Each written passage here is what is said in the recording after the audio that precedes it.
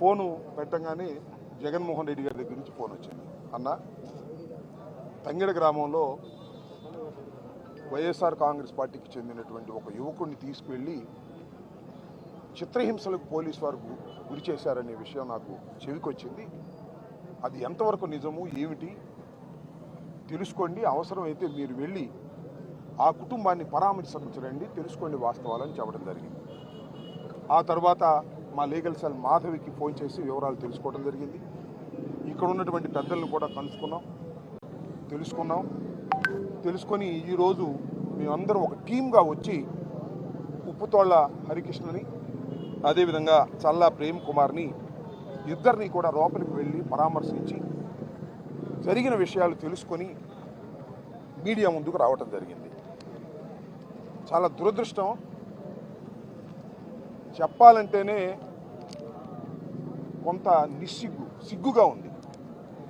ఒక ప్రజాస్వామ్య దేశంలో ఒక వ్యక్తిని పట్టుకు వెళ్ళి రక్షక భటులు అనేవారు, అంటే పోలీసులు పట్టుకు వెళ్ళి కొట్టడం, దారుణంగా చిత్రహింసలకు గురి చేయటం అనేది చాలా దారుణమైనటువంటి అంశం.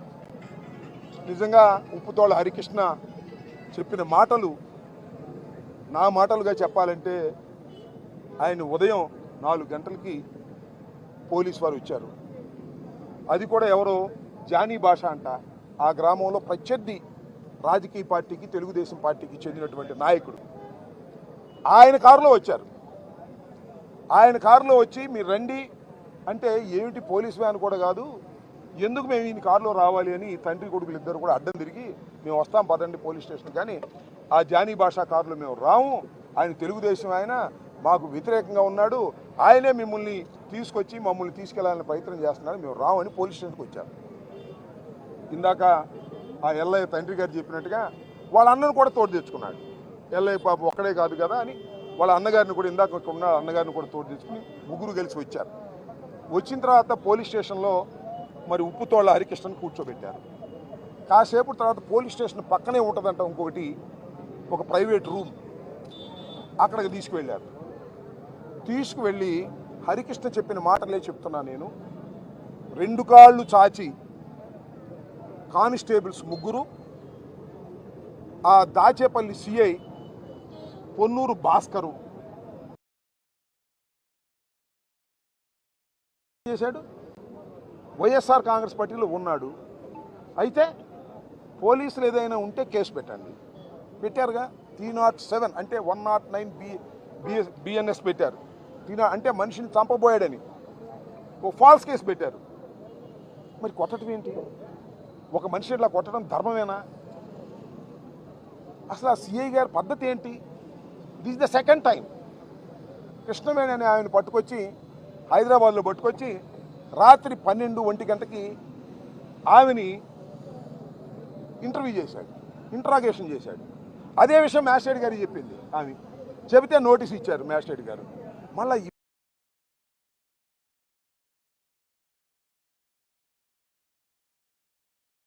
పేపర్లో కూడా వచ్చింది, ఈనాడు రాశాడు, ఇది వైఎస్ఆర్ కాంగ్రెస్ పార్టీ వాళ్ళు దౌర్జన్యం చేశారంట అని రాశాడు ఈనాడు. ఆయన దౌర్జన్యం కాదు, రక్షించుకోవడానికి కేకలేస్తూ వెళ్ళారు. అబ్బో ఇది బయటకు వచ్చేసింది, ఇక మనం అట్టి పెట్టిన లాభం లేదని తీసుకువెళ్ళి కోర్టులో ప్రొడ్యూస్ చేశారు. ప్రొడ్యూస్ చేసే ముందు తీసుకువెళ్ళి హాస్పిటల్లో చూపించారు. ఇది ధర్మం, అంటే ప్రొసీజర్. హాస్పిటల్లో చూపిస్తే చెప్పాడు, అయ్యా నన్ను కొట్టారు పోలీసు వారు, నా కాళ్ళు పగిలిపోయినాయి, మోకాళ్ళు పని చేయటం లేదు, నడవలేకపోతున్నానని చెప్తే మరి డాక్టర్ గారు ఏం మేనేజ్ చేశారు, ఏమి రాశాడో మాకు తెలియదు, అది రిపోర్ట్ వస్తుంది. డాక్టర్ గారు ఏమి రాశాడో, వీళ్ళు ఏం మేనేజ్ చేశారో, వీళ్ళేం లేదండి, వాడికి అంతకుముందే దెబ్బలు ఉన్నాయి, అంతకుముందే కాళ్ళకు దెబ్బలు ఉన్నాయి, ఇవన్నీ కొత్త దెబ్బలు కాదండి, ఈయన పోలీసు వాళ్ళు ఇవ్వటం. మరి డాక్టర్ గారు ఏమి రాశాడో వస్తే తెలుస్తుంది. అతను లారీ డ్రైవర్గా పనిచేస్తున్నాడు. ఎందుకంటే తంగెడలో ఎన్నికలు అయిపోయిన తర్వాత ఎన్నికల్లో జరిగిన గొడవల వల్ల ఇతన్ని కొడతారని, ఇతని మీద కేసులు పెడతారని భయపడి తెలంగాణ వెళ్ళి అక్కడ లారీ డ్రైవర్గా పనిచేసుకుంటున్నాడు. ఇంకా కాళ్ళు నొప్పులేంటి, లారీ డ్రైవర్గా పనిచేసుకుంటున్నాడు కదా, శుభ్రంగా లారీ డ్రైవర్గా పోయి హనుమాన్ జయంతి అని వచ్చాడు, దొరికాడు రాని పట్టేశారు. పట్టేసి తీసుకువెళ్ళి ఈ విధంగా చిత్రహింసలకు గురి చేశారు. తర్వాత మ్యాజిస్ట్రేట్ గారి దగ్గర ప్రొడ్యూస్ చేశారు. గత్యంతరం లేని పరిస్థితుల్లో, లేకపోతే అప్పుడప్పుడు ప్రొడ్యూస్ చేసేవాళ్ళు కాదు. మొత్తం దెబ్బలను తగ్గిన తర్వాత ప్రొడ్యూస్ చేస్తారు. కానీ వాళ్ళ నాన్న, వాళ్ళ పెదనాన్న, ఇంకా వైఎస్ఆర్ కాంగ్రెస్ పార్టీ నాయకులు వెళ్ళి మా వాడిని ఎందుకు తీసుకొచ్చారు కోర్టులో ప్రొడ్యూస్ చేయమని గద్దించిన తర్వాత గత్యంతరం లేని పరిస్థితుల్లో కోర్టులో ప్రొడ్యూస్ చేసే ముందు డాక్టర్ గారికి చూపిస్తే డాక్టర్ గారికి ఈ విధంగా చెప్తే మరి ఆయన ఏం రాశాడో తెలియదు. మళ్ళీ మ్యాజిస్ట్రేట్ గారి దగ్గరికి వెళ్ళాడు. మ్యాజిస్ట్రేట్ గారు సహజంగా ఎవరైనా ఒక ముద్దాయిని పోలీసు వారు హాజరుపరిస్తే కోర్టు వారు మొదటి ప్రశ్న ఏమంటారంటే, అయ్యా నిన్ను పోలీసు వారు వాళ్ళని మేనేజ్ చేయడానికి పోలీసు వారు ప్రయత్నం చేశారు. మరి ఆయన ఏ రిపోర్ట్ రాశాడో ఏమో మాకు తెలియదు, కోర్టులో సబ్మిట్ చేస్తారో తెలుస్తుంది. అక్కడ కూడా మ్యానిపులేట్ చేశారనేటువంటి అనుమానం మాకుంది. రిపోర్ట్ వచ్చిందో తెలుస్తుంది. మళ్ళీ అక్కడ నుంచి తీసుకొచ్చి ఉదయాన్నే కోర్టులో ప్రొడ్యూస్ చేస్తే కోర్టు వారు రిమాండ్ ఇచ్చారు. రిమాండ్ లోపల ఉన్నాడు. ఇంకా అతనికి వైద్యం అవసరం. ఈ రెండు చోట్ల ఎక్కడైతే కోర్టులో ప్రొడ్యూస్ చేసే ముందు గురజాల్లో హాస్పిటల్లో ప్రొడ్యూస్ చేసి డాక్టర్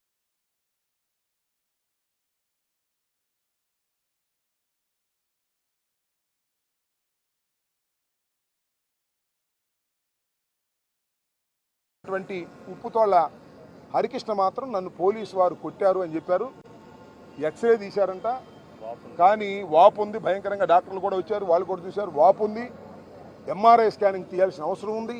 ఎంఆర్ఐ స్కానింగ్ తీయలేదు. తీస్తే మళ్ళా కేసు అయిద్దామని పోలీసు వారు భయపడుతున్నారు. ఈ విధంగా సబ్ జైల్లో ఉన్న వ్యక్తికి సరైనటువంటి వైద్యం అందనటువంటి పరిస్థితి కూడా కనిపిస్తుంది.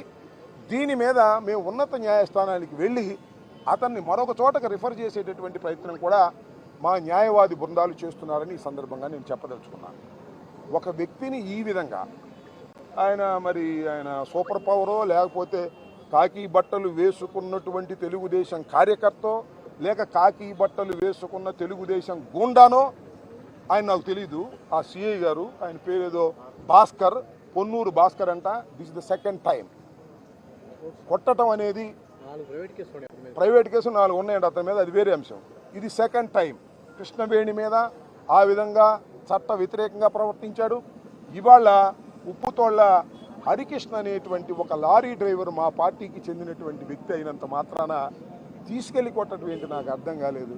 కొట్టారో అని ఇప్పుడు అక్కడ గొడవ చేస్తున్నారుగా.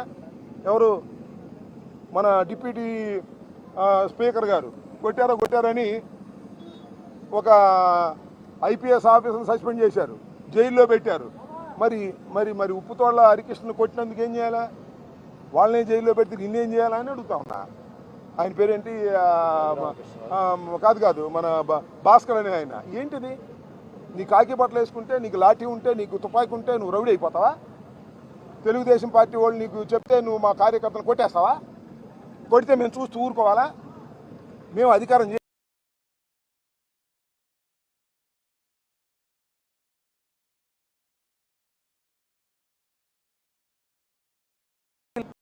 ఇది చాలా అన్యాయమైనటువంటి అంశం. ఉప్పుతోళ్ల హరికృష్ణని మీరు ఎన్ని కేసులన్నా పెట్టుకోండి. 307 పెట్టారు. ఎవరిని కొట్టాడా? ఎవరిని హాస్పిటల్లో ఉన్నారా? ఎవరు లేదు. ఒక కంప్లైంట్ ఇచ్చారు, కేసు పెట్టి పారేశారు. ఇంకా నయ్యం 302 పెట్టేవాళ్ళు. డెడ్ బాడీ దొరకాగాడు భాస్కర్. ఎక్కడ డెడ్ బాడీ దొరికితే రోడ్డు పక్కన మన ఉప్పుతోళ్ల హరికృష్ణ చంపేశాడని పెట్టేసేవాడు ముందు. తర్వాత ఏమవుతాయింది? అందువల్ల ఏంటిది 307 వేయటం అంటే ఏంటి? అవతల దేర్ ఇస్ నో ఇంజురీ. అవతల వాడు హాస్పిటల్లో లేడు, మావాడు మాత్రం హాస్పిటల్లో ఉన్నాడు. నువ్వు కొట్టిన దెబ్బలకి నీ మీద 307 పెడతాం, గుర్తుపెట్టుకో. We're filing a private complaint against the police that 307 నువ్వు ఉప్పుతోళ్ల హరికృష్ణని పట్టుకెళ్ళి చంపడానికి ప్రయత్నం చేశావు అనేది వాస్తవాన్ని కూడా మనం చేస్తున్నాం. మీకు అధికారం ఉంటే, మీకు పోస్టింగ్లు ఇచ్చేవాళ్ళు చెబితే మీ ఇష్టం వచ్చినట్టు చేస్తే మేము చూస్తూ ఊరుకోవాలా? ఎంత దుర్మార్గం ఇది! నువ్వు మర్డర్ కేసు పెట్టుకుంటావో, అటెంప్ట్ మర్డర్ పెట్టుకుంటావో, లేకపోతే ఇంకొక కేసు పెట్టుకుంటావో, నీ ఇష్టం పెట్టుకో. కోర్టులో మేము తేల్చుకుంటామని మనం చేస్తున్నాం. కానీ మ్యాన్ హ్యాండిల్ చేయటం, హెరాస్ చేయటం, బీట్ చేయటం, కొట్టడం, ఒక ముద్దాయిని మీరు కొట్టడం ఎంతవరకు ధర్మం అనేది ఇక్కడ ఆలోచించుకోవాలి పోలీస్ డిపార్ట్మెంట్. టోటల్గా మనం చేస్తున్నాం. నిజంగా పోలీస్ డిపార్ట్మెంట్కి కాస్తైన మొరాలిటీ ఉంటే department has to take immediate action on Bhaskar. ఇమీడియట్గా అది సస్పెండ్ చేయండి. మ్యాజిస్ట్రేట్ గారు ముందు చెప్పాడు, అది మెమో ఇచ్చారు మ్యాజిస్ట్రేట్ గారు 2 కేసుల్లోనూ. You take an action. Department action తీసుకోగలుగుతారా? తీసుకోరా? తీసుకోకపోతే ఎలా యాక్షన్ తీసుకోవాలో మాకు తెలుసు. చట్టపరమైనటువంటి యాక్షన్ మనం కొడుతున్నారని. ఇతను నేను ఉదయం 8:30 పట్టుకున్నారు అక్కడ. అక్కడ లిఫ్ట్ చేసి ఇక్కడ తీసుకొచ్చి కేసు పెట్టారు. ఏం కేసు తెలుసా? సారా అమ్ముతున్నాడంట. వాడు పారిపోయి అక్కడ దాక్కుంటే ఎక్కడ కేసు పెడతామని ఆయన యానిమేషన్ చేసుకుంటున్నాడు. ఆయనకి జీతం వస్తుంది, ఇంటర్మీడియట్ చదువుకున్నాడు, ఇక్కడ సారా అమ్ముతున్నాడు. మమ్మల్ని అమ్మనిచ్చారా సారా? మీరు మమ్మల్ని అమ్మనిస్తారా సారా? మీరే అమ్ముకున్నారు, మీకే జాటలు అమ్ముకోవడానికి. తెలుగుదేశం కార్యకర్తలు అమ్ముకోవడానికే బెల్ట్ షాపులు చాలట్లేదు. ఆ బెల్ట్ షాపులకేమో లక్షల లక్షల పాటలు పెట్టి మీరు అమ్ముకుంటుంటే మా వాడు అమ్ముకుంటానికి కేసు పెట్టారు. అంటే బెయిల్ రాకుండా ఉంటుంది కాబట్టి. ఎన్నో లీటర్లు పెట్టారు, లీటర్లు పెడితే బెయిల్ రాదంట. 12 లీటర్లు అమ్ముతున్నాడని పెట్టారు, కేసు లోపల పెట్టారు. ఏంది ఇది? నాకు అర్థం కాలే. ఏందయ్యా మీ కేసులకి ఏమైనా భయపడతావా మేము? ఇవాళ కాబట్టి రేపు, రేపు కాబట్టి ఎల్లుండి బెయిల్ రాదా? శాశ్వతంగా లోపలే ఉంటారా? ఏంటిది? ఈ రకమైన దారుణానికి పోలీసులు ప్రవర్తించడం దుర్మార్గం. పోలీసులు అంటే నేను అందరూ అంటలేదు కదా, ఇలాంటి భాస్కర్ లాంటి తలబిరుసు సిఐల గురించి చెప్తున్నా. ఇలాంటి వాళ్ళు ఉన్నారు కొన్ని చోట్ల. ఇక్కడ చూశాను, మొన్న వాసు అని ఆయన ఒక ఆయన ఇట్లాగే ఒక ఆమె మీద 307 పెట్టాడు. ఇట్లాగే ఏమీ లేదు పెట్టారు. ఇట్లా కొంతమంది సిఐలు అక్కడే చిలకూరుపేటలో ఉన్నాడు. ఆయన పేరేంటే సుబ్బరాయుడు. ఈ ముగ్గురికి ఓవర్ యాక్షన్ అయిపోయింది. మరి పోస్టింగ్లు ఇది సరిపోయిందా? పోస్టింగ్లతో అయిపోద్దా మీకు? మీ మీద కేసులు వేయలేం. అరే చాలామంది చంద్రబాబు నాయుడు కక్షపట్టి చాలామంది లోపలేశాడే. ఎవరిని? ఐజీ స్థాయిలో ఆయన పిఎస్ఆర్ ఆంజనేయులు గారిని లోపలేశాడు. మీరు ఒక లెక్క మా గవర్నమెంట్ లోపలేటంటే లెక్క అంటాయా మాకు? కానీ బుద్ధి ఉండాలి, జ్ఞానం ఉండాలి, మంచి ఉండాలి, మొరాలిటీ ఉండాలి, ధర్మం ఉండాలి, న్యాయం ఉండాలి. మీరు కాకి బట్టలు వేసుకొని తెలుగుదేశం వాళ్ళు చెప్పినట్టుగా మనుషుల్ని తీసుకెళ్ళి మా కార్యకర్తలను కొట్టి హింసించి ఏమి సాధిస్తారని అడుగుతా ఉన్నా. ఏమి సాధించరు. మీ సర్వీసులో బ్యాడ్ మార్క్ వేస్తాం, మీ సంగతి చూస్తామని కూడా ఈ సందర్భంగా నేను చెప్పదలుచుకున్నాను. ఎవరు భయపడవలసిన అవసరం లేదు. పోలీసు వారు పెట్టేటువంటి కేసులకి. కేసులు పెడితే ఇమీడియట్గా మా లీగల్ సెల్కి చెప్పండి. మాధవ్ గారు జిల్లా లీగల్ సెల్ ఉన్నారు. ఇక్కడ మా గుంటూరులో లీగల్ సెల్ ఉంది, రాష్ట్ర వ్యాప్తంగా లీగల్ సెల్ ఉంది. యుద్ధ ప్రాతిపదిక మీద మేము కోర్టులకు వెళ్ళి, హైకోర్టులకు వెళ్ళి, అవసరమైతే సుప్రీం కోర్టులకు కూడా వెళ్తాము. ఈ సందర్భంగానే మనం చేస్తున్నా. కాబట్టి భయపడాల్సిన అవసరం లేదు. ఇది దారుణమైనటువంటి అంశం. ఈ దారుణమైనటువంటి అంశానికి బాధ్యత వహించవలసింది వారి కుటుంబానికి వైఎస్ఆర్ కాంగ్రెస్ పార్టీ అండగా ఉంటుంది, దండగా ఉంటుంది. మహేష్ వచ్చిన తర్వాత మళ్ళీ వీరి కుటుంబాన్ని కూడా తీసుకువెళ్ళి జగన్మోహన్ రెడ్డి గారికి తీసుకెళ్ళడం కూడా జరుగుతుందని కూడా వారి సత్యమణి కూడా ఉంది ఇక్కడ. పాపం బాధపడతా ఉన్నారు. ఏం భయపడాల్సిన అవసరం లేదమ్మా, వీ విల్ టేక్ కేర్. మా వైపు నుంచి అన్ని విధాల సహాయ సహకారాలు ఉంటాయని కూడా మేము చెప్తూ, ఈ కేసు విషయంలో కూడా మిమ్మల్ని ఎవరైతే నిర్బంధించి తప్పుడు కేసులు పెట్టి కొట్టి వేధించారో ఆ అధికారుల మీద యాక్షన్ తీసుకునేంత వరకు